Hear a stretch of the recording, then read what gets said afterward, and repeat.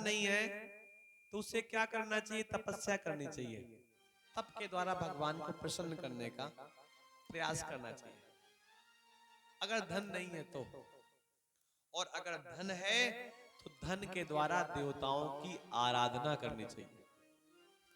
भाई देखिए, जो पूजा पाठ है, धर्म कर्म के नियम है, ये बिना धन के संभव नहीं हो पाते।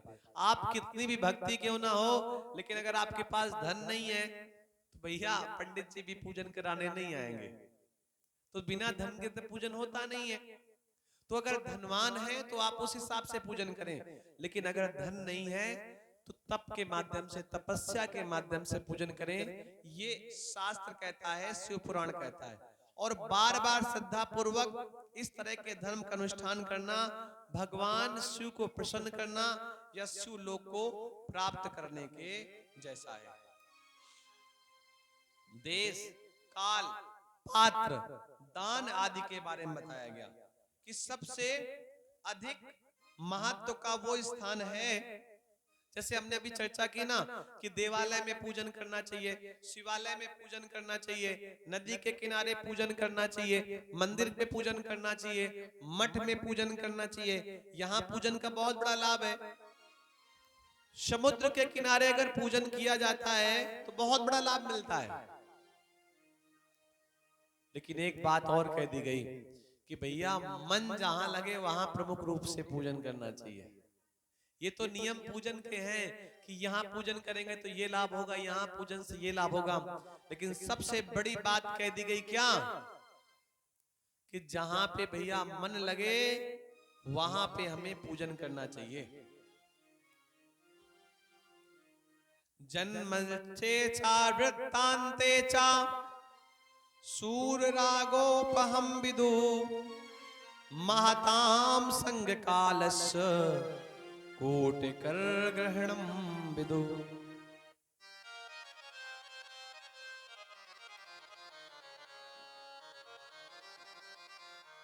जन्म नक्षत्र के दिन, जन्म नक्षत्र समझते हैं? जिस दिन हमारा जन्म हुआ हो उस दिन का जो नक्षत्र है,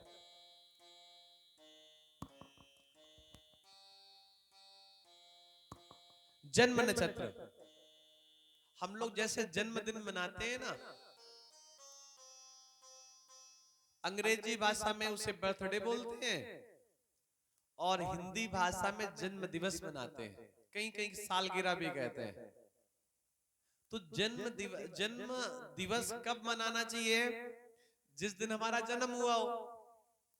लेकिन हम लोग थोड़ा सा अंग्रेजी के ज्यादा उपासक हैं। मालूम पड़े किसी व्यक्ति का जन्म 31 तारीख को हुआ है तो पूरे जीवन भर वो 31 तारीख को ही अपना जन्मदिन मनाता रहता है। लेकिन ये 31 जो तारीख है, जो जो तारीखें, ये नकली हैं। असली जो तारीख है उसे तिथि कहते हैं।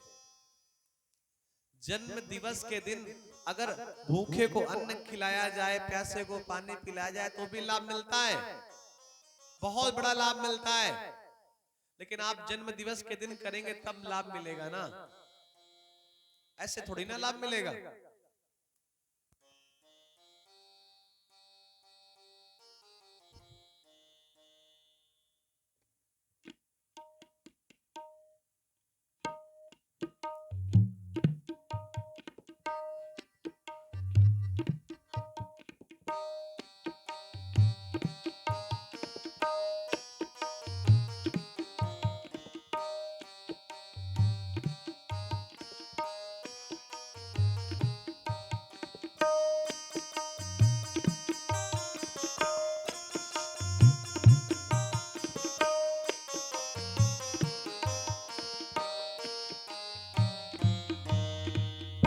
बोलिए शंकर भगवान की। अगर जन्म नक्षत्र के दिन कोई अनुष्ठान किया जाता है, पूजन किया जाता है, पाठ किया जाता है तो भैया बहुत बड़ा लाभ मिलता है। लेकिन जन्म नक्षत्र ना भी याद रहे तो ऐसी स्थिति में कम से कम तिथि तो याद रहनी चाहिए कि हमारा जन्म किस तिथि को हुआ है। देखिए, हम लोग आधी चीजें तो अंग्रेजी के माध्यम से समझते हैं और आधी हिंदी के माध्यम से। आप ऐसे कल्पना करिए रामनवमी किसी तारीख को मनाते हैं क्या? स्पेशली तारीख को मनाते हैं क्या? बिल्कुल नहीं। जन्माष्टमी तारीख के अनुसार मनाते हैं क्या? नहीं। शिवरात्रि तारीख के अनुसार मनाते हैं क्या? नहीं। तो फिर जन्मदिन तारीख के अनुसार क्यों मनाते हैं? बोलिए भाई।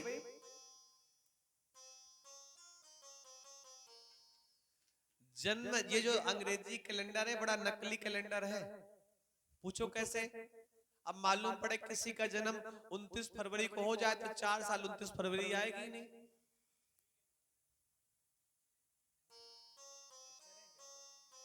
4 साल 29 फरवरी तो आएगी नहीं, तो क्या जन्मदिन नहीं मनाया जाएगा? लेकिन आप तिथियों की बात करेंगे तो प्रत्येक तिथि साल में आनी ही आनी है। ये विशेष विशेषता है।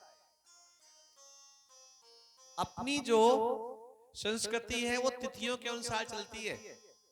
उदाहरण के रूप में परसों प्रतिपदा थी, कल श्रावण की द्वितीया थी और आज श्रावण की तृतीया है, और फिर ऐसे क्रम चलता रहेगा। तो इसमें कहा गया जन्मल छे चा वृत्तांते चा सूर रागोपहम विदु महताम संग कालस्य कोटंकर ग्रहणम विदु। जन्म नक्षत्र के दिन, व्रत की पूर्ति के दिन, हमारा कोई व्रत है, हमने कोई संकल्प लिया है और उस दिन हमारा व्रत पूरा हो रहा है, सूर्य ग्रहण के दिन, समझ रहे ना? सूर्य ग्रहण को लोग बड़ा कठिन मानते हैं, बड़ा कठोर मानते हैं, बड़ा अनिष्टकारी मानते हैं। ठीक है, अच्छी बात है कि किसी पशु को जन्म देना है तो उसका गर्भ खराब हो सकता है, ये सूर्य ग्रहण की प्रक्रियाएं हैं, हो सकती हैं। उस दिन भोजन नहीं करना चाहिए, ठीक है। लेकिन सूर्य ग्रहण के दिन अगर पूजन किया जाए, उपासना किया जाए, ध्यान किया जाए, चिंतन किया जाए तो भैया बहुत बड़ा लाभ मिलता है। ऐसा ज्ञानी पुरुष कहते हैं। तपोनिष्ठा ज्ञान निष्ठा योगिनो यत यस्तथा पूजाया पात्र में ते ही पास संग क्षय कारणम। तपोनिष्ठ योगी और ज्ञान निष्ठ यति, ये पूजा के पात्र हैं। जैसे हम लोग किसी को प्रणाम करते हैं, नमस्कार करते हैं, तो बहुत बार क्या होता है, किसी के गले में माला पड़ी है, उसको देख करके हम प्रणाम कर रहे हैं। किसी के गले पे जनेऊ पड़ा है, उसको देख करके हम प्रणाम कर रहे हैं। भैया जनेऊ जिसके गले में पड़ा है जरूरी नहीं कि ब्राह्मण ही हो। अभी एक जगह हम गए तो मालूम पड़ा भोजन बनाने वाले ब्राह्मण नहीं थे, तो एक लोगों ने टोक दिया उनको। हमारे कलाकार बंधु भी साथ थे। बोले आप भोजन बनाते? बोले हाँ। बोले आप कौन है? तो अब संकोच कर गया बेचारा। देखिए जाति की बात नहीं कर रहे हैं, लेकिन थोड़े से नियम होते हैं, प्रयास करना पड़ता है। अगले दिन उसके कंधे पे जनेऊ था। हमने सोचा बहुत बढ़िया, हमने क्या ये क्या पूछ लिया कि आप किस रिलीजन के, किस कास्ट के, तत्काल उसका उपनयन संस्कार हो गया। बिना पंडित के, बिना व्यवस्थाओं के 3 रुपए का जनेऊ कंधे में तत्काल, कि कोई टोक न सके। तो ये चीजें हो रही हैं। तो यहां पर बताया गया कि 2 लोगों को प्रणाम करना चाहिए। पहला किसा? पहले किसे? तपोनिष्ठ योगी, जो योगी है, जिसने लंबे समय तक तप किया है, तपस्या की है, ऐसे योगी को प्रणाम करने की बात कही गई। और दूसरा कहा गया ज्ञान निष्ठ यति। यति कहते हैं ब्राह्मण को। देखिए हम अनादर नहीं कर रहे किसी का, लेकिन प्रत्येक व्यक्ति पूजनीय है, ये ठीक बात नहीं है। बाबा ने लिख दिया होगा, वो बड़ी कल्पनाशील है कि पूजय विप्र सकल गुणहीना, वो लिख दिया तुलसी बाबा ने, अलग बात है, हम विरोध नहीं कर रहे किसी का। लेकिन वो तुलसी बाबा की अपनी बात है, उन्होंने किस लेवल से लिखी होगी कि हमें समझ में नहीं आएगी। भाई उन्होंने इतनी बड़ी बात लिख दी कि हमारी बुद्धि के बाहर का विषय है। भाई उन्होंने राम को देखा है, उन्होंने लखन को देखा है, तब जाकर के ग्रंथ लिखा है। हमने ना राम को देखा है ना लखन को देखा है, तो तुलसी बाबा ने जो बात लिखी है बड़ी ऊंची बात लिखी है। हम उनकी बातों को समझ नहीं सकते, लेकिन शिव पुराण कह रहा है कि दो लोगों को ही प्रणाम करना चाहिए। किसे? या तो तपोनिष्ठ योगी को या फिर ज्ञाननिष्ठ यति को। वो यति कहते हैं ब्राह्मण को, जो ज्ञानवान है, श्रेष्ठ है, ऐसे ब्राह्मण को प्रणाम करना चाहिए। ऐसा नहीं कि मालूम पड़े ब्राह्मण भचा बच्च खाने वाला है, सब कुछ खाने वाला है, अब पंडित जी चलो प्रणाम कर लिया जाए। नहीं, ऐसा नहीं है। उस विषय पे हम बात नहीं करेंगे, लेकिन दो लोगों को प्रमुख रूप से प्रणाम करने की बात कही गई कि जो तपस्या वाले लोग हैं, जिन्होंने तप के माध्यम से कुछ प्राप्त किया है, ऐसे लोगों को प्रणाम करने की बात कही गई है। अब समझना, तपस्या भी कई प्रकार की होती है। तपस्या का मतलब ये नहीं है कि नदी पे आप जलधारा पे खड़े हैं और आप कह रहे हैं कि आप तपस्या कर रहे हैं। आप अग्नि पे खड़े हैं, आप कह रहे हैं आप तपस्या कर रहे हैं। आप एक समय भोजन कर रहे हैं, आप कह रहे हैं आप तपस्या कर रहे हैं। ना ना, एक समय भोजन करना कोई तपस्या नहीं होता। नहीं, कल्पना करिए, संसार में ऐसे बहुत सारे लोग हैं जिनके पास अन्न की व्यवस्था नहीं है और वो एक ही समय मजबूरी भोजन करते हैं, तो क्या वो तपस्या कर रहे हैं? बोलो भाई। तो एक समय भोजन करना और जंगल में रहना, ये तपस्या के विधान नहीं है। अरे आदिवासी तो जंगल में ही रहते हैं, तो क्या वो तपस्या कर रहे हैं? गंगा के किनारे रहना बहुत बड़ी श्रेष्ठता है, तो कुछ लोगों का घर ही गंगा किनारे है, तो क्या वो बहुत बड़े विद्वान हो गए? ना भैया, कुछ चीजें बताई गई, इनको समझने की आवश्यकता है। ब्राह्मण भी पूजा का पात्र है, उसका पूजन संपूर्ण फलों और भोगों को देने वाला है, लेकिन साथ में शर्त लगा दी गई, गायत्री जब करने वाला हो। देखिए, हमारा किसी से कोई विरोध नहीं, हम बार बार कह रहे हैं, और ना किसी से हमारा कोई दोष है, ना हम किसी को जानते हैं। हम तो केवल उतनी बात कहेंगे जो शास्त्र में लिखी है। हम किसी का अनादर नहीं करें, कोई हो तो ये ना सोचना कि आप हमारे बारे में कह रहे हैं। अच्छा, एक बात समझिए, बिच्छू, बिच्छू की पहचान किससे? बोलो भाई। उसके डंक से पहचान है ना। और बिच्छू के पास अगर डंक ना हो तो बिच्छू किसी काम का है क्या? बोलिए। बिच्छू की पहचान उसके डंक से है, छतरी की पहचान उसके बाहुबल से है, और उसके पास बाहुबल ना हो तो भैया किस बात का वो छतरी? भाई आपकी पहचान आपके बाहुबल से है और बाहुबल में आप कमजोर हैं, तो थोड़ा सा कहीं ना कहीं कठिन है ना कहना कि आप किस फील्ड से आते हैं। तो इस प्रकार व्यक्ति की पहचान उसके कर्मों से होती है, ना कि उसकी किसी विशेष विशेषता से, किसी ऐसे ही साधारण सी बात से। पंछी, पंछियों की पहचान किससे होती है? चोंच से, पंजे से? नहीं, पंछी की पहचान उसके पंख से होती है। अगर पंछी के पास पंख नहीं है तो किस बात का पंछी?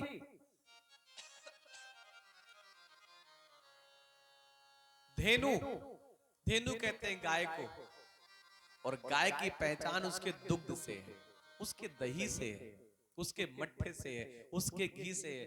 और भैया अगर ऐसा ना हो तो फिर मतलब क्या है? शरीर की पूजा तो सब कर रहे हैं, लेकिन शरीर की पूजा किस बात से है? उसके प्राणों से। शरीर और प्राण को अलग अलग कर दीजिए तो शरीर फिर किसी काम का है क्या? तो भैया ठीक ऐसे ही वो योगी पूजनी है जिसने तपस्या की है, और वो यति पूजनी है जो पूजन पाठ धर्म आदि के कर्मों में लगा रहता है। बोलिए वृंदावन बिहारी लाल की जय, शंकर भगवान की जय।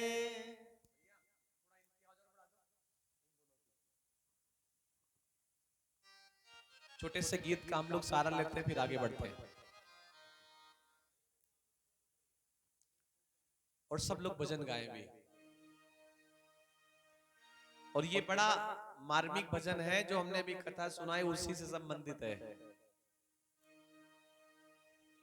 जल जाए जिह्वा पापनी श्री राम के बिना। हमारे पास जिह्वा है, समझिएगा, लेकिन जिह्वा से अगर राम राम, शिव शिव, कृष्ण कृष्ण, हरि हरि नहीं निकल रहा तो भैया ऐसी जिह्वा केवल स्वाद के योग्य है, किसी काम के योग्य नहीं है। और शिव पुराण कथा बहुत आसान भी है, बहुत कठिन भी है। मन से सुन लिया गया तो बिल्कुल आसान है, और अगर बुद्धि का प्रयोग किया गया, तर्क का प्रयोग किया गया, कुतर्क का प्रयोग किया गया तो बड़ी कठिन है। जल जाए जिह्वा पापनी श्री राम के बिना। जल जाए जिह्वा पापनी श्री राम के बिना। जल जाए जिह्वा पापनी श्री राम के बिना। जल जाए जिह्वा पापनी श्री राम के बिना। राम के बिना घन श्याम के बिना। राम के बिना घन श्याम के बिना। जल जाए जिह्वा पापनी श्री राम के बिना। जल जाए जिह्वा पापनी श्री राम के बिना।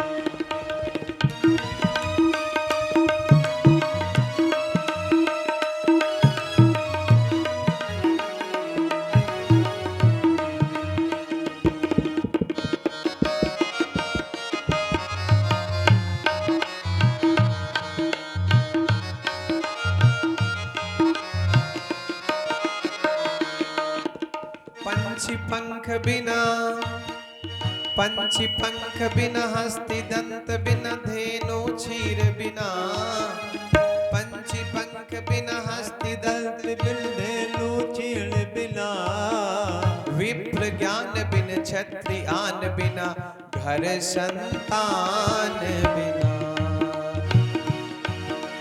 मोर का जैसे वृथा नाचना।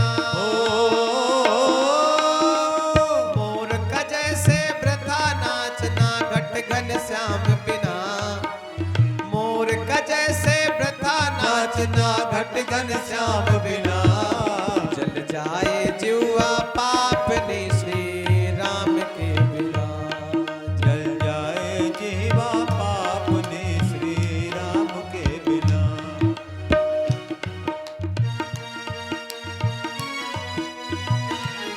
उठाइए हाथ और थाली जाते हुए।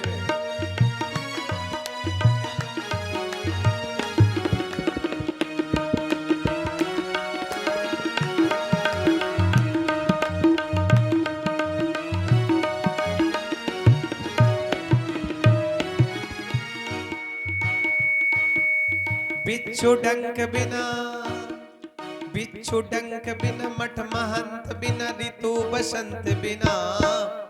बिच्छू डंक बिना, मठ महंत बिना, ऋतु बसंत बिना। देह प्राण बिना, भोजन मान बिना, प्रीत अनंत बिना। भजन बिना नर ऐसा जैसे। भजन बिना नर ऐसा जैसे, अश्व लगाम बिना। भजन बिना नर ऐसा जैसे, अश्व लगाम बिना। जल जाए जिह्वा पापनी श्री राम के बिना। जल जाए जिह्वा पापनी श्री राम के बिना।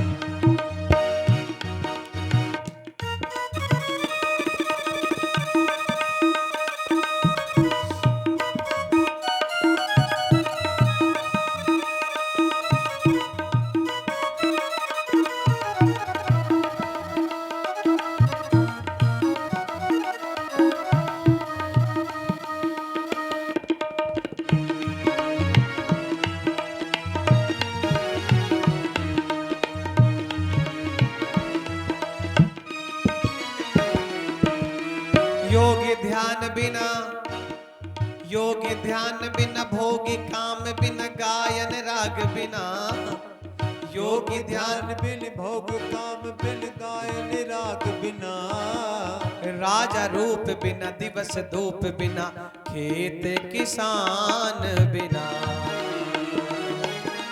व्यर्थ भ्रमण भाषण नहीं अच्छा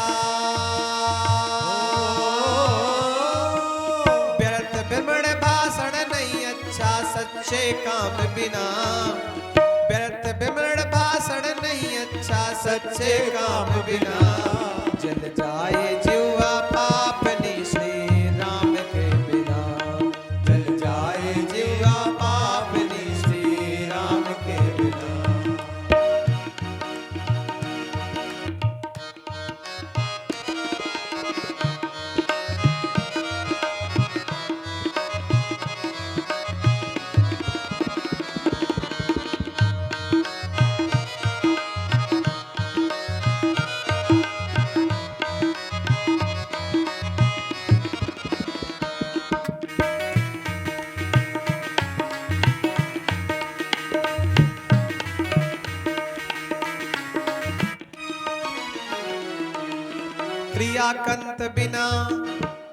प्रियाकंत बिना राथी पंत बिना आरती शंख बिना प्रियाकंत बिना राय पंत बिन आरती शंख बिना गणित अंक बिना कमल पंख बिना निशामयंक बिना व्यर्था जन्म गवायो प्राणी व्यर्था जन्म गवायो प्राणी सियावर राम बिना व्यर्था जन्म गवायो प्राणी सियवर राम बिना जल जाए जीवा पापनी श्री राम के बिना जल जाए जीवा पापनी श्री राम के बिना राम के बिना घन श्याम के बिना राम के बिना घन श्याम के बिना चल जाए जीवा पापनी श्री राम के बिना चल जाए जीवा पापनी श्री राम के बिना चल जाए जीवा पापनी श्री राम के बिना चल जाए जीवा पापनी श्री राम के बिना चल जाए जीवा पापनी श्री राम के बिना चल जाए जीवा पापनी श्री राम के बिना जल जाए जूहा पापनी श्री राम के बिना।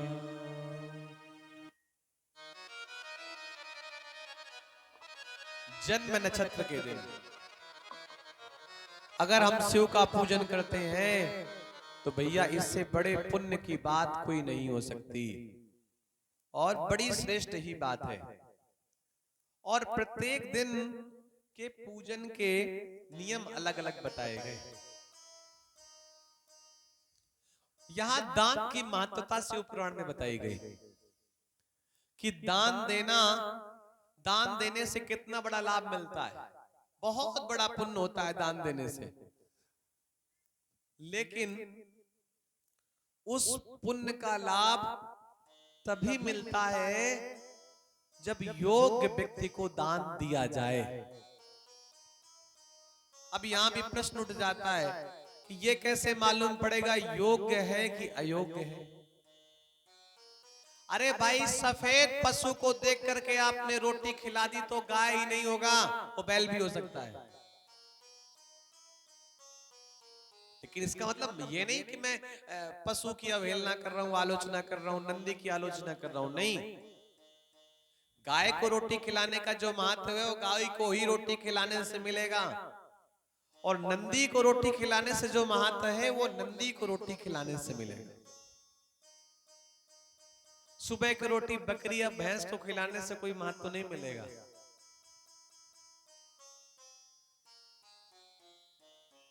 दान किसे करना चाहिए? दान तो सबको करना चाहिए, लेकिन देना किसे चाहिए? उसे जो गायत्री का जप करके शुद्ध हो गया हो। आप कल्पना करिए परीक्षित जी, कि एक रोगी बेड में लेटा हुआ है, भयंकर पीड़ा से रो रहा है, तड़प रहा है। कौन? रोगी। उसी समय उस रोगी को किसी ने प्रणाम किया। तो अगर उसको कोई प्रणाम करेगा तो पता है रोगी सबसे पहली बात क्या कहेगा? प्रसन्न रहो, खुश रहो। आप कल्पना करिए, जो आशीर्वाद दे रहा है प्रसन्न रहो, खुश रहो, वो प्रसन्न है? जो बेड में लेटा है वो प्रसन्न है क्या? वो खुश है? वो स्वस्थ है? जब स्वयं में ना वो प्रसन्न है, ना खुश है, ना स्वस्थ है, वो आपको क्या दे रहा है आशीर्वाद? स्वस्थ रहो।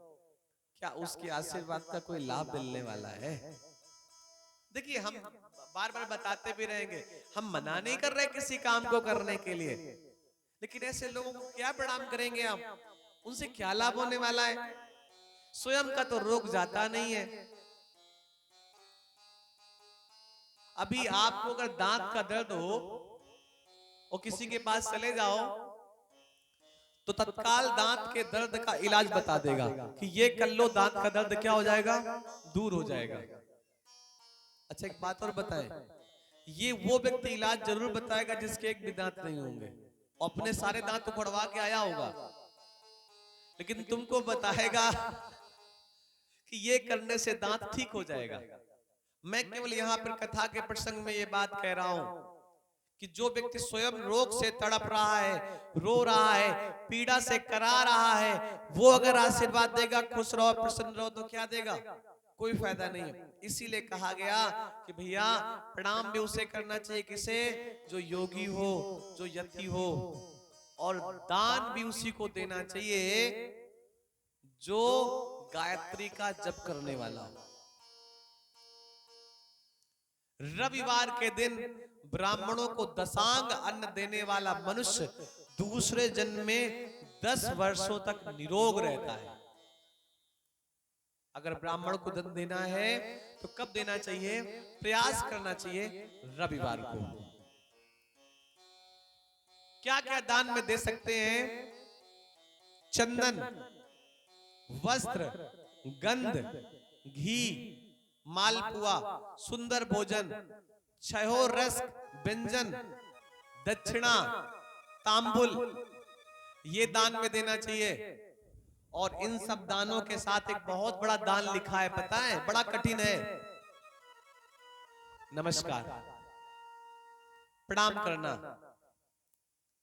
नमस्यानुगमश्चैव स्वंदानम दशांगकम। 10 चीजें बताई गई दान करने की, लेकिन क्रम में 10वीं चीज बताई गई नमस्कार। आप कोई भी चीज अगर दान में दे रहे हैं, लेकिन प्रेम से दे रहे हैं, श्रद्धा से दे रहे हैं, बड़े विशेष भाव से दे रहे हैं, तब तो भैया उसका लाभ मिलेगा, अन्यथा लाभ नहीं मिलेगा। एक बार हम कथा कह रहे थे नौबस्ता में भंडारा था, तो एक माता जी पूछते पूछते आई, सच्ची घटना है, कि पंडित जी कहाँ है, उन्हें कुछ दान देना है। हम बड़े खुश हुए, भाई हम तो बैठे ही हैं दान लेने के लिए, अरे कोई दे तो आकर के। उन्होंने एक हमको झोला दिया और उसमें काफी कुछ सामान था। हमने हाथ डाला तो उसमें माला निकली, फिर हाथ डाला तो जो बैठने वाला वो नहीं आता, आसन, आसनी निकली। हम बड़े खुश हुए कि देखो कितनी श्रद्धा है, माला भी है, आसनी भी है। फिर मालूम पड़ा उसमें एक लोटा निकला। हम बड़े खुश हुए कि चलो ठीक है, तांबे का नहीं है, स्टील का है, लेकिन लोटे में उसमें नाम पड़ा था स्वर्गीय फलाने ढिमाके की पुण्य स्मृति में। हमने तत्काल अपने खोपड़ी को पकड़ा कि हे भगवान, हम ही मिले थे क्या? उसमें खड़ाऊ भी थी, गीता भी थी, सब। देखिए कोई गलत चीजें नहीं थी, लेकिन किसी की 13वीं का सामान दान कर दें आप स्वयं भोगना नहीं चाहते, उस चीज को लेना नहीं चाहते, लेकिन आप पंडित जी को दान करना चाहते हैं, कितना बड़ा आपको लाभ मिलेगा। और आप कल्पना करिए कि मन कैसा हुआ होगा हमारा इन सारी वस्तुओं को देख करके। क्या लाभ मिला? आप जब भी पंडित जी को अपने घर में आदर से बुलाएं और पंडित जी कभी देर भी हो जाए तो जिस यजमान ने ये कह दिया कि पंडित जी बहुत देर लगा दिया आपने, हमारा समय खराब करवा दिया, इतना शब्द अगर जिह्वा से निकल गया तो पता है इसका परिणाम क्या है? आपको पूजा का कोई फल नहीं मिलने वाला। क्योंकि दान की श्रेणी में सबसे बात मैंने लास्ट की कही, नमस्कार। अगर ब्राह्मण के प्रति आदर नहीं है, प्रेम नहीं है, तो पूजा का लाभ आपको मिलेगा नहीं। कितने भी अनुष्ठान आप करवा लीजिए, अगर आपने ये टोक दिया कि पंडित जी आप लेट हो गए, आपके चक्कर में हमारी फैक्ट्री में हम देर में जा पाएंगे, दुकान देर में खोल पाएंगे, आपको समय से आना चाहिए था, आप कहां लेट हो गए, आपको क्या पता समय की कीमत क्या होती है। अगर वेदज्ञ ब्राह्मण के प्रति ऐसे शब्दों का उपयोग कर दिया गया तो फिर पूजा का लाभ नहीं मिलता। और विवाह में फेरों के समय अगर किसी ने यह कह दिया कि पंडित जी आप लेट करवा रहे हैं, पंडित जी थोड़ा जल्दी कर दो, हमें दूर जाना है, जल्दी फेरे करवा दो, कुछ मंत्र कम पढ़ दो, तो पता है उसका परिणाम क्या है? फिर लोग कहते हैं हमारा वैवाहिक जीवन ठीक नहीं है। आपको पता है विवाह के समय, मैं उस घटना पे नहीं जाऊंगा, लेकिन विवाह के समय अगर पंडित जी कहते हैं सुपारी कहाँ है, तो पता है यजमान क्या कहते हैं? अरे सुपारी वो तो लाना ही भूल गए। और 10 महीने से विवाह की तैयारी कर रहा था।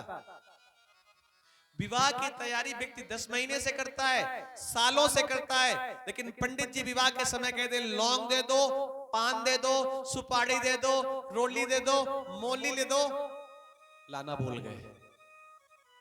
कल्पना करिए वो तैयारी क्या कर रहा था साल भर से? विवाह की तैयारी थोड़ी कर रहा था, दिखावे की तैयारी कर रहा था कि प्लेट कितने की है, गेस्ट हाउस कितने का है, फोटो खींचने वाला कितने का है, कैमरा वाला कितने का है। विवाह की तैयारी थोड़ी हो रही थी, आडंबर की तैयारी हो रही थी। और फिर विवाह के बाद पति पत्नी के जीवन में बवंडर आता है तो लिए घूमते रहते हैं कि संबंध खराब है, संबंध खराब है। अरे भैया विवाह किया कहां? वो तो जबरदस्ती का था, दिखावटी में आपने कर लिया। और विवाह की तारीख में जो विवाह की प्रमुख तैयारी है उसको आप ध्यान नहीं दे रहे, बाकी दे रहे। उसके बाद सुबह पंडित जी ने अगर कह दिया कि हमको 5100 रुपए दे दो, तो लोग कहते हैं खेती लिखवा लो हमसे, घर लिखवा लो। नाचने गाने वाले को 11,000 देने में कोई संकोच नहीं है। नाचने वाला आता है, नाच करके चला जाता है, आपने 11,000 तत्काल निकाल दिए। और पंडित जी ने दक्षिणा मांग ली तो ऐसा लगता है कि फिर सब कुछ उन्होंने ले लिया। और विवाह में प्रमुख आवश्यकता किसकी है? ब्राह्मण की, आचार की, उसका आदर किया नहीं आपने। आपकी वजह से पंडित जी लेट हो गया। आप जल्दी जल्दी करिए, क्यों बुलाते हैं आप? जब आपको अपने मनमानी की करनी है, अपने मन की करनी है। इसमें ये बात बताई गई इसलिए मैंने ऐसा कह दिया। नमस्कार, ज्यादा वस्तुएं दें या ना दें दान में, लेकिन नमस्कार दे दें, ये भी एक बहुत बड़ा दान है। पैसे का दान तो सबसे लास्ट का दान बताया जाता है। हम लोग तो उसमें चर्चा इसलिए नहीं करते क्योंकि सारा खेल पैसों का है। नहीं पता है पैसे के दान को क्या कहते हैं? निकृष्ट दान। सबसे सस्ता दान धन का होता है, और बाकी सारे दानों की अपनी बड़ी महत्वता है। आप कहेंगे हमारे दिए गए धन का आप अनादर कर रहे हैं। अनादर नहीं कर रहे। जहां कहीं पूर्ति नहीं होती वहां पैसा पूर्ति कर देता है, बस इतना होता है। आप कल्पना करिए, पुलिस विभाग के लोग 6-6 महीने घर नहीं जाते, उनको पता नहीं होता पत्नी का प्रेम क्या है, बच्चों का स्नेह क्या है, बेटी कितनी बड़ी होगी, कोई पता ही नहीं है। यहाँ पे हैं, यहीं पे भोजन कर रहे हैं, यहीं पे व्यवस्थाएं देख रहे हैं, कब सोना है कोई समय नहीं है। लेकिन उनकी पूर्ति कौन कर देता है? पैसा। बस इतना होता है। सारी चीजों की पूर्ति कौन कर देता है? धन। दान कई प्रकार के होते हैं, लेकिन सबसे बड़ा दान बताया गया कि कुछ भी देने के साथ अगर नमस्कार नहीं किया गया, आदर नहीं किया गया, तो फिर दान देना व्यर्थ है, बेकार है। दक्षिणा देते समय आचार्य को एहसान नहीं करना चाहिए कि हमने आपको 11,000 दिए हैं, बाकी तो आपको 5100 मिल रहे थे। आप उनसे बड़े प्रेम से कहे कि पंडित जी हमारी दक्षिणा स्वीकार करिए, हम जो दे रहे हैं उसको स्वीकार करिए। ये पूजा की प्रक्रिया शिव पुराण में विश्वेश्वर संहिता में बताई गई कि नमस्कार बहुत करना आवश्यक है। रविवार के दिन दान के विषय में हमने थोड़ी सी चर्चा की, और पता है कितने प्रकार के दान होते हैं। सेवा का दान होता है, कथा हो रही है, साफ सफाई कर दी जाए, बैठने की व्यवस्था करवा दिया जाए, पानी दे दिया जाए लोगों को जिनको प्यास लगी है, ये भी बहुत बड़ा दान है। कोई रो रहा है और आपने कोई मीठी सी ऐसी बात कह दी कि उसके चेहरे पर मुस्कुराहट आ गई, ये भी दान ही है। राम कथा में आपको पता है, सुन केवट के बैन प्रेम लपेटे अटपटे बिहसे करुणा आयन। केवट के खट्टे मीठे वचनों को सुनकर के राम जी मुस्कुरा पड़े। केवट इस बात से प्रसन्न हो गया कि राम तो घर से उदास होकर के आए हैं, लेकिन मेरी छोटी सी बातों को सुनकर के परमात्मा प्रसन्न हो गया। और केवट प्रसन्न हो गया इसी बात से। किसी को मुस्कुराहट का दान देना बहुत बड़ी बात है। कोई व्यक्ति गिर गया है, आपने उसे खड़ा कर दिया, आपने उसे कंधों का अपने दान दिया, अपने बाहुबल का दान दिया, ये बहुत बड़ा है। रविवार के दिन अगर 1000 ब्राह्मणों को अन्नदान कर दिया जाए तो सत्यलोक में आरोग्य आदि भोगों की प्राप्ति होती है। विद्या की कामना वाले मनुष्यों को ब्रह्म बुद्धि से बालकों को दशांग अन्न का दान करना चाहिए। अगर किसी व्यक्ति को विद्या चाहिए तो ब्राह्मणों के जो छोटे छोटे बालक हैं उनको भोजन कराना चाहिए अपने घर पे, इससे विद्या की पूर्ति होती है। सरस्वती की विशेष प्राप्ति के लिए जो ब्राह्मणों के घर की कन्याएं हैं उनको भोजन अपने आंगन में कराना चाहिए। घी के दान से व्यक्ति को पुष्टि की प्राप्ति होती है। वस्त्र का दान करने से आयु की वृद्धि होती है। जब यहाँ पर सुबह पूजन होता है तो पंडित जी कलावा के माध्यम से भगवान को वस्त्र चढ़ाते हैं। वस्त्र किस लिए चढ़ाते हैं कि वस्त्र चढ़ाने से, परमात्मा को देने से, अर्पण करने से आयु की वृद्धि होती है। और हमारी अगर आयु ज्यादा होगी तो हम लंबे समय तक भगवान भूत भावन महादेव का पूजन करेंगे।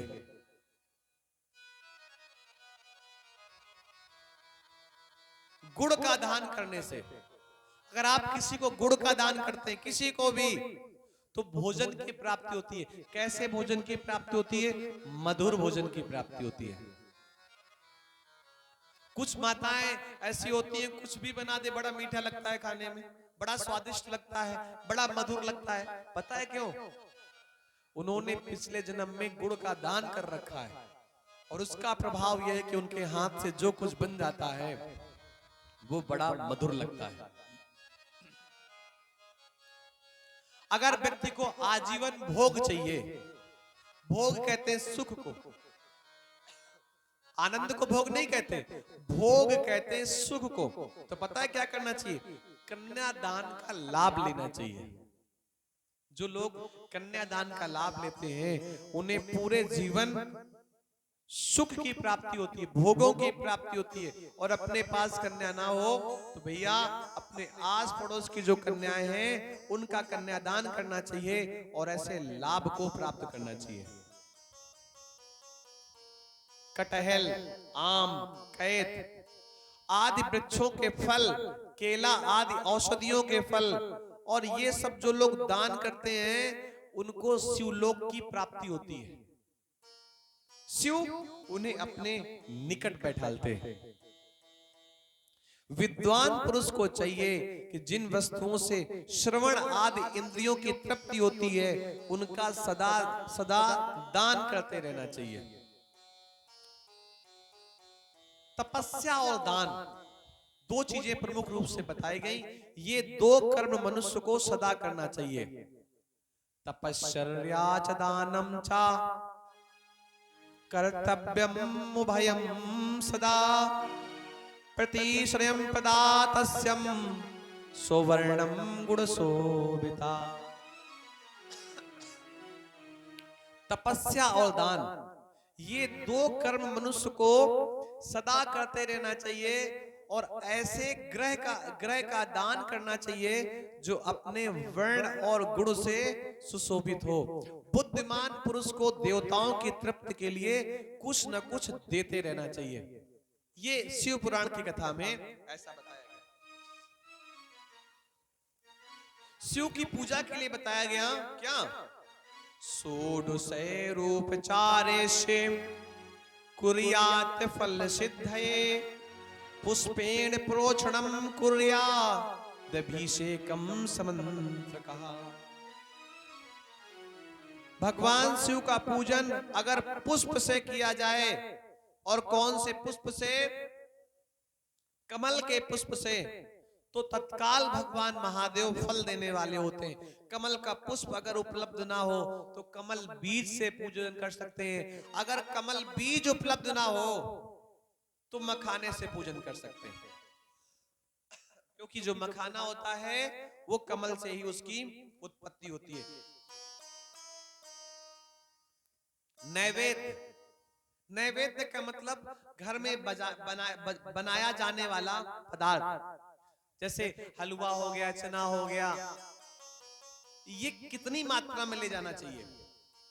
तो बताया गया कि कम से कम देवताओं तथा स्थापित शिवलिंग के लिए 3 सेर नैवेद्य अर्पित करना चाहिए। जैसे ये अपने शिव जी स्थापित है, देवता यहाँ पर स्थापित है, और आपका मन हो रहा है कि हम भगवान शिव के आंगन में कुछ दान करें, तो कम से कम 3 सेर। समझिएगा, जो हमारे यहाँ वृद्ध लोग बैठे हैं वो समझते हैं चीजों को, माताएं भी समझ रही होंगी कि किलो और सेर में अंतर होता है। सेर थोड़ा सा किलो से कम होता है ना। 3 सेर का मतलब लगभग 2.25 किलो के आसपास पहुंचेगा। 2.25 के आस 2.25 या 2.5 के आसपास पहुंच, इसी के मध्य पहुंचेगा। यहाँ पर 3 सेर कहा गया है, लेकिन हम सब लोग पहले से हम लोगों को पता है कि 1.25 किलो, 2.25 किलो, 5.25 किलो, 7.25 किलो, ये जो 1.25 की मात्रा है, इस मात्रा में परमात्मा के चरणों पर अन्न का हमें दान करना चाहिए, अन्न भगवान को अर्पित करना चाहिए। एक बात और, भगवान को जब देंगे तो अर्पित करेंगे, भगवान को चढ़ाएंगे, भगवान को दान नहीं करेंगे कि चलो आज भगवान कालेश्वर को कुछ दान कर देते हैं। कल्पना करिए, भगवान को क्या दान करेंगे? हम कुछ कर सकते हैं क्या भगवान को? दान एक छोटा सा शब्द है, सहयोग। और भगवान को हमेशा पता है क्या दिया जाता है? भेंट दी जाती है, दान नहीं दिया जाता। वो एक अलग बात है कि मंदिरों में दान पेटियां लटकी रहती हैं, अब वो उसका जो भी कारण हो हम उस पर चर्चा नहीं करेंगे, लेकिन भगवान को भेंट दी जाती है। आप यहां पर जो कुछ चढ़ा रहे हैं अर्पण कर रहे हैं, दान नहीं कर रहे। और मन में अगर ऐसा भाव आता है कि हमने शिव पुराण की कथा में 10 रुपए का, 100 रुपए का, 1000 रुपए का दान किया, जैसे ही आपने दान शब्द जोड़ दिया उसका महत्व खत्म हो गया आपके दिए गए धन का। अरे परमात्मा को क्या कोई दान दे सकता है भाई? सूर्य को आपने दीपक दिखा दिया तो क्या सूरज को प्रकाश मिल गया क्या? नहीं। लेकिन हमारी ये प्रणाम करने की प्रक्रिया है कि हम सूर्य को अर्घ देते हैं, दीपक देते हैं। एक लोटा जल अगर हम सूर्य को चढ़ा देंगे तो सूर्य की गर्मी थोड़ी ना कम होने वाली है, लेकिन फिर भी हमारी संस्कृति है, हमारी प्रकृति है। देवता का अभिषेक करने से आत्मशुद्धि होती है। आप शिव का अभिषेक करेंगे तो आपका मन शुद्ध होगा, और एक बार शिव का अभिषेक कर लेंगे तो बार बार अभिषेक करने का मन होगा। क्यों? मन आपका शुद्ध हो गया, और शुद्ध मन में परमात्मा की पूजा करने का स्थान स्थापित हो जाता है। नैवेद्य अर्पण करने से आयु बढ़ती है। नैवेद्य का मतलब मिठाइयां, भोग पदार्थ अगर परमात्मा को अर्पण किया जाता है तो आयु की वृद्धि होती है। धूप दिखाते हैं ना भगवान शिव को, और बहुत जगह तो देखा गया है कि धूप दिखाने के बाद वही जो भगवान शिव की जलहरी होती है, लोग उसी पे धूप बत्ती रख देते हैं। आप स्वयं से सोचें, क्या ये उचित होता है? आपने कर्पूर जलाया और भगवान शिव की जो जलहरी है वहीं पे कर्पूर जला करके रख दिया। पूजा, उपासना, भक्ति भाव, श्रद्धा बड़ी बात है, लेकिन नियम भी बहुत बड़ी बात है। बहुत लोगों को लगता है कि भगवान शिव के आसपास जो जलहरी बनी है वो धूप बत्ती रखने के लिए बनी है, जलता हुआ दीपक रखने के लिए बनी है, पान के पत्ते में कर्पूर जलाने के लिए बनी है। नहीं भैया, ये इसलिए नहीं बनी है। आप यहाँ पर पूजन देखिए, हमारी साध्वी दीदी के माध्यम से मध्याह्न सुबह पूजन होता है, और हमारे यहाँ पूजन में अगरबत्ती नहीं आई है। हमारे यहाँ पूजन में क्या आया है? कर्पूर आया है और धूप बत्ती आई है, अगरबत्ती नहीं आई है। लेकिन श्रद्धा इतनी गड़बड़ होती है कि किसी से कह दो, किसी पुरुष से कि रुमाल लग कर रख करके पूजन न करे, तो पुरुष कह देगा पंडित जी पता नहीं किस किताब से आप पढ़ करके आ रहे हैं, आप गलत सिखा रहे हैं। किसी व्यक्ति से कह दो कि भगवान के आगे अगरबत्ती न जलाएं, वो मानेगा ही नहीं। हमारे बाबा भी जलाते थे, हम भी जला रहे हैं, हमने तो उन्हीं को देख के सीखा है। किसी आचार से कह दो कि जनेऊ में आपने चाबी का गुच्छा बांध रखा है, इसको ना बांधो, ठीक बात नहीं है। हमारे पिताजी भी बांधते थे। आप लोग अपने गांव में आसपास देखना, चाबी जनेऊ किस लिए होता है? तिजोरी की चाबी बांधने के लिए। देखा है कि नहीं देखा? बोलो भाई, अर्जी फर्जी तो नहीं बोल रहे। हमारे यहाँ धूप बत्ती का उपयोग होता है, दीपक का उपयोग होता है, अगरबत्ती का उपयोग नहीं होता। क्योंकि अगरबत्ती का उपयोग तब किया जाता है जब किसी की सांसों का सिलसिला रुक जाता है। बांस कब लाया जाता है काट करके? बोलो भाई, बांस तो तभी लाया जाता है ना जब किसी के प्राण निकल गए हो। आप कहेंगे नहीं नहीं पंडित जी, बांस तो तब भी लाया जाता है जब मंदिर में झंडा गाड़ना हो। अरे बिल्कुल सही कहेंगे अगर आप ऐसा कहेंगे। गांव के लोग कहेंगे बांस पंडित जी तब भी लाया जाता है जब छप्पर बनाना होता है, और बांस तो तब भी लाया जाता है जब अड़ोसी पड़ोसी से कुछ हो जाता है। लेकिन बांस तब जलाया जाता है जब किसी के प्राण निकल जाते हैं। वो जो भगवान शिव के आसपास जलहरी होती है, वहां भोजन रखना चाहिए, केला छील के रखना चाहिए, सेब रखना चाहिए, बेल पत्र चढ़ाना चाहिए, वहां सिंदूर चढ़ाना चाहिए और वहां प्रणाम करना चाहिए। वहां पे धूप बत्ती, अगर शिवलिंग के आसपास थोड़ा सा गड्ढा हो गया है ना, बहुत जगह जल डालने से हो जाता है, वहीं पे खोस देते हैं। बहुत जगह देखा हमने। अरे नहीं भैया, गलत बातें हैं। आप कल्पना करिए, आपके कंधे पर जलती हुई धूप बत्ती रख दी जाए, आपको कैसा एहसास होगा? इसलिए शिव की तपस्या, शिव की आराधना, शिव की पूजा बहुत आसान है, कुछ नहीं करना है। शिव पूजन में शिव पूजक को कैसे बैठना चाहिए, कैसे जल चढ़ाना चाहिए, इसकी प्रक्रिया बताई गई शिव पुराण में। पता ही नहीं, लोगों को पता नहीं होता तो लोग अपना करते रहते, जिसका जैसा मन हुआ। लेकिन कोई बात नहीं, अगर आपको नहीं पता, आप कर रहे हैं, कोई समस्या नहीं है। लेकिन अगर पता है तो फिर वैसे नहीं करना है। अगर आप शिव जी के मंदिर गए हैं और आपका मुख पश्चिम की ओर है, कल्पना करिएगा जब आप पूजन करने जाते हैं तो कभी भी शिव का पूजन पश्चिम की ओर मुख करके नहीं करना चाहिए। क्यों?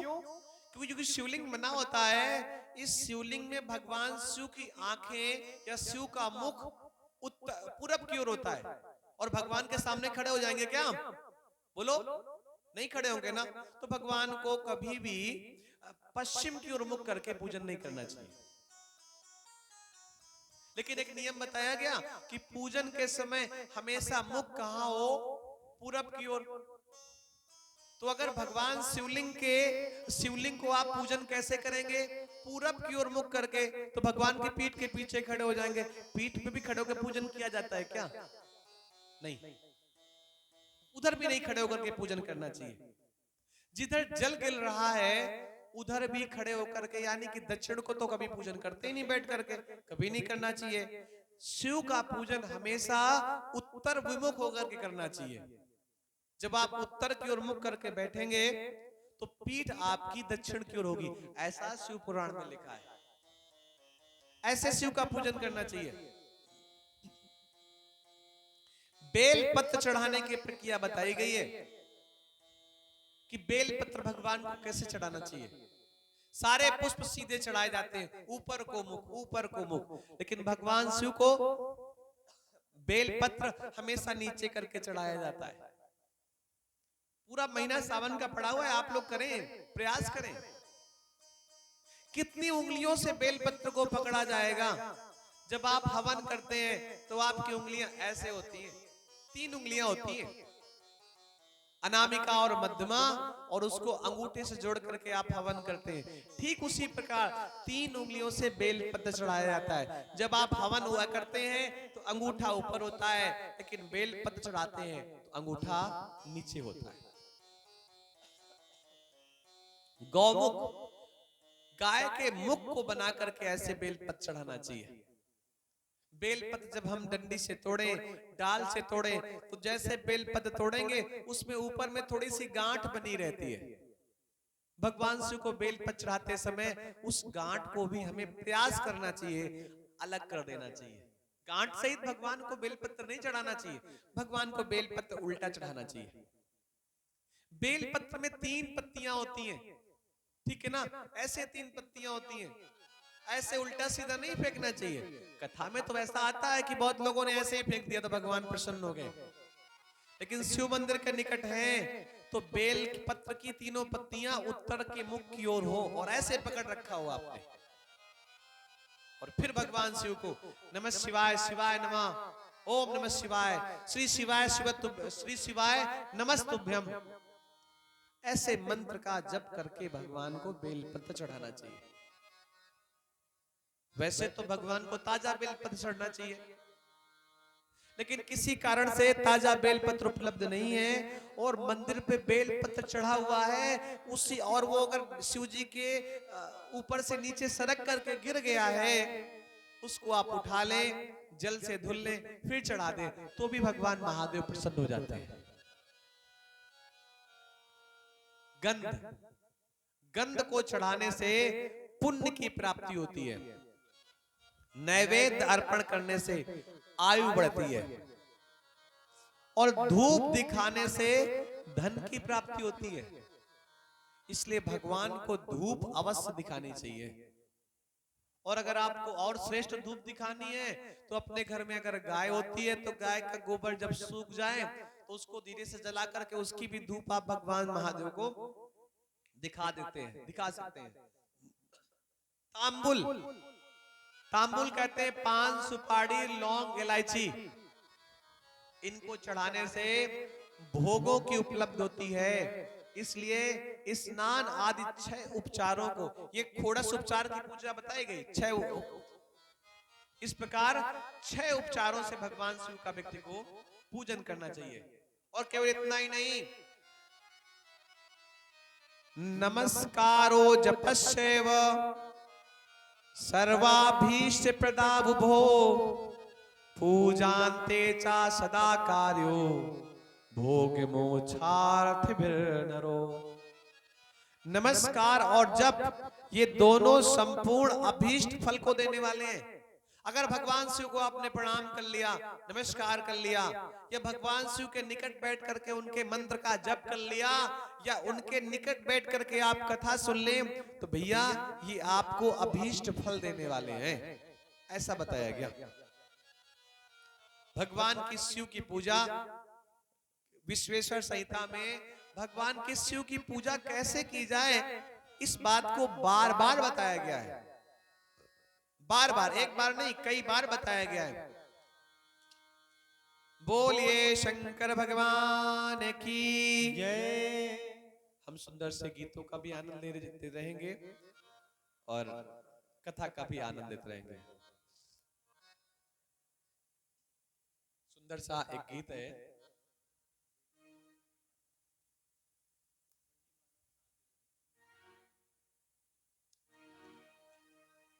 जब 2 दिन की कथा, अभी कल की कथा और होगी, कल जब कथा शुरू होगी या कल से मानिए, तो फिर बहुत मीठे मीठे वचन होंगे, क्योंकि शिव की कथा समाधि की कथा है, तपस्या की कथा है।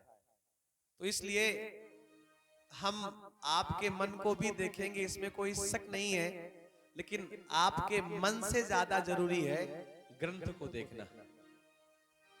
तो थोड़ी सी स्वाद रहित कथा है शिव की, लेकिन कल से स्वाद आपको प्राप्त होगा। प्राप्त तो आज से ही होगा और पहले दिन से ही प्राप्त हो रहा होगा। जिनके मन में विशेष प्रकार की श्रद्धा है, तो ये भूमिका अभी भी बन रही है। आप कहेंगे पंडित जी क्या आधे दिन भूमिका ही बनाते रहेंगे क्या? तो भैया जो क्रम है कथा का, हम उसी पे चलेंगे।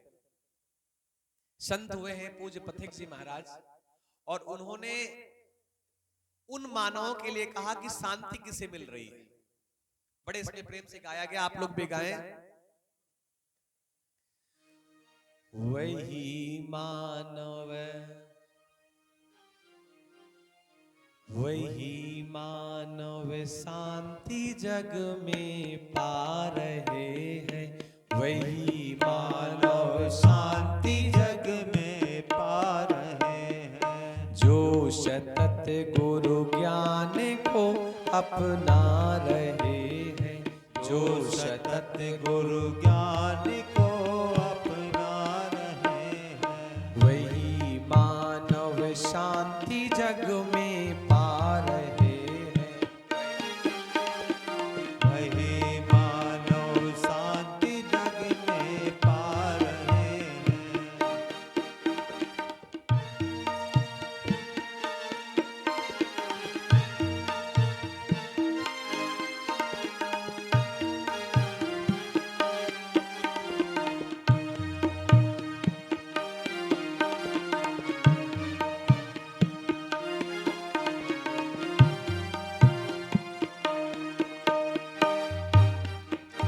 जो ये गीत है, गीत नहीं है, ये कथा है, लेकिन पद में लिखा है, भोग सुख का अंत दुख है, किंतु फिर भी भोग सुख का अंत दुख है, किंतु फिर भी। शब्दों को समझना,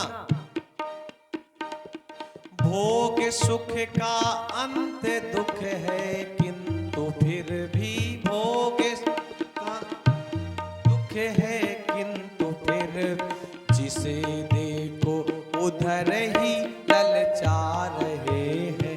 जिसे देखो उधर ही ललचा रहे हैं, वही मानव शांति जग में आ रहे हैं। वही मानव शांति जग में पा रहे हैं।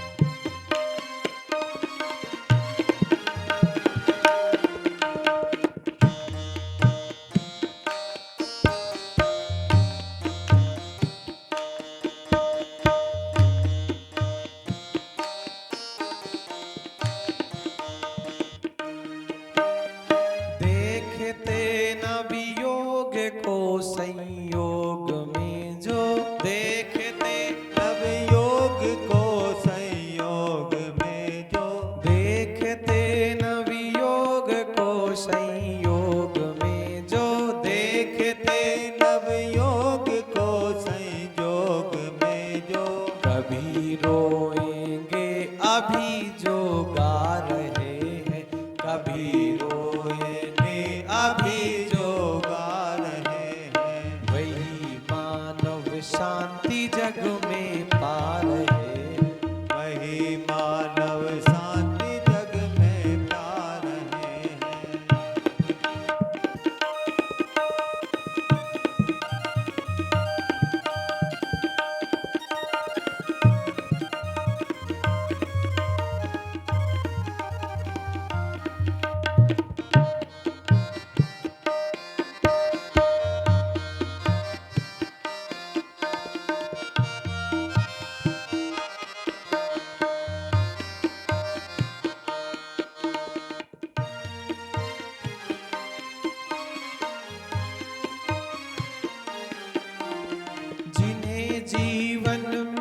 न दिखती मृत्यु निश्चित, जिन्हें जीवन में न दिखती मृत्यु निश्चित, जिन्हें जीवन में न दिखती मृत्यु निश्चित, जिन्हें जीवन में न दिखती मृत्यु निश्चित, वही जीवन व्यर्थ खोते